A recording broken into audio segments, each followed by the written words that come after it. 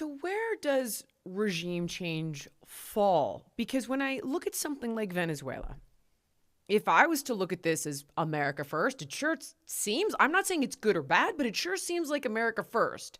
Cheap gas, bad guys out of our hemisphere, security, no more Iran building suicide drones in Venezuela, no more Russia over there, no more China over there, gold for all, like all of the things, oil, minerals, bad guys out. That seems a heck of a lot like America first. But it's very, very different than rejecting regime change or a war in Venezuela, which I want to even get to. Like, what does that even mean, a war in Venezuela? But why then are so many of these I'm America first people really America only? I feel like they have no nuance. Look, the regime change sort of conundrum only arises when our interests and our values are in opposite directions. So here's a hypothetical example. You have a dictator who's a really bad guy. He beats up on his own Right. people. He maintains himself in power by force.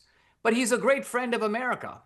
He's pro-American. And so then we have a conundrum. Like, we don't really like this guy. He's not good for the people over there, but he happens to be our friend or want to be our friend. So then we have to sort of essentially wrestle with our conscience over that one, right? But Iran and Venezuela are easy cases.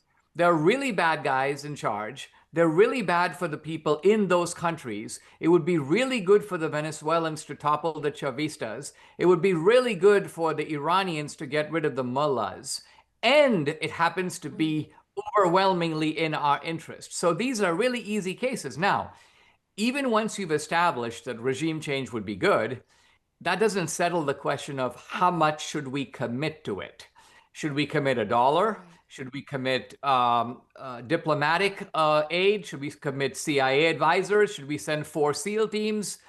Should we lend them a B-1 bomber for one day to do its job? Should we occupy the country? That's a whole prudential question about how much we should give to this worthy cause.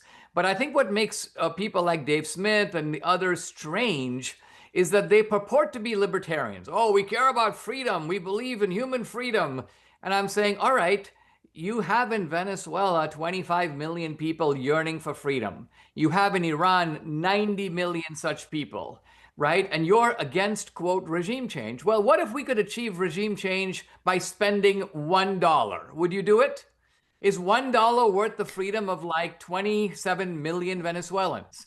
And if they agree, then you say, all right, how about $10? In other words, they invoke these sort of generic non-interventionist principles, even though those principles conflict with their own libertarianism. Any genuine libertarian should support the advance of freedom in the world.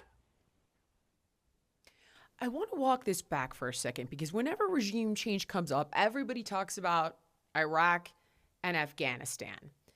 First question though is where is Iraq today? Afghanistan, yes, I know. We spent a fortune, we lost a bunch of young kids, and we gave it back to the Taliban, which is nuts. But I never, where is Iraq? Are they a terrorist government? I don't even know what the heck's going on over there. Did that go as badly as everyone says that it did? Saddam's gone. Everybody hated that guy. Like, how is Iraq? It is a disaster, yeah or no? It actually is pretty much of a disaster. Let me say a word about each of those Okay. two countries. So Okay. let's start with Afghanistan. The problem here was not the regime change. The regime change was, in fact, excellent. And in fact, fully justified. Why? Because it was the Taliban that hosted the terrorists who did 9/11. 9/11 was organized out of Afghanistan. It was organized by an Al Qaeda gang made up of some Saudis, some Pakistanis, some Egyptians, but they needed a hospitable government, and they found one, the Taliban.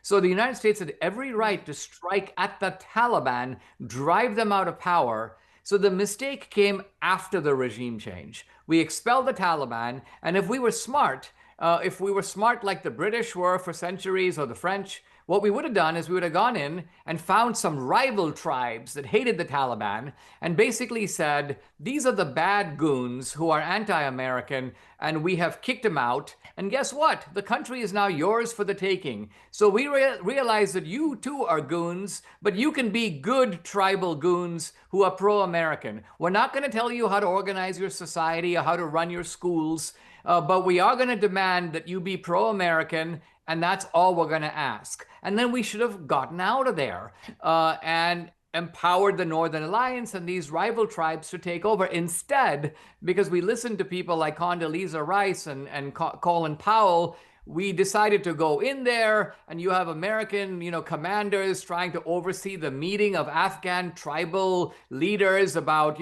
how you conduct the operations of democracy and what do you do about minority rights. To do this with like 8th century tribesmen is absurd. So the point is not the regime change, which was justified, but the managerial responsibility that the US took on after that, which I think was a great mistake. In Iraq, the mistake was a little more profound because Saddam Hussein was not connected with 9/11. Nevertheless, the Bush administration said, well, he has weapons of mass destruction. As it turned out, they couldn't find those weapons. So to me, the government misled us. I supported the Iraq war, certainly in the outset of it, because I basically took the word of the Bush administration that these people had these catastrophic weapons. Remember that in life, it's always easy to look in the rearview mirror and say, okay, well, knowing what we know now, but we didn't know those things then. So I think that the Iraq war, in retrospect, we should not have done it at all. And it has not worked out in general well. The current Iraqi regime is very much on the side of the Iranians. They're not as actively destructive. They aren't directly supporting, Hezbollah or Boko Haram in the way that Iran has been. But nevertheless, there's essentially a hostile anti-American regime in Iraq that is allied with Iran. All right, guys, if you like this clip and you want to watch the full episode, click here. And if you want more content like this, you can subscribe to the show by clicking here.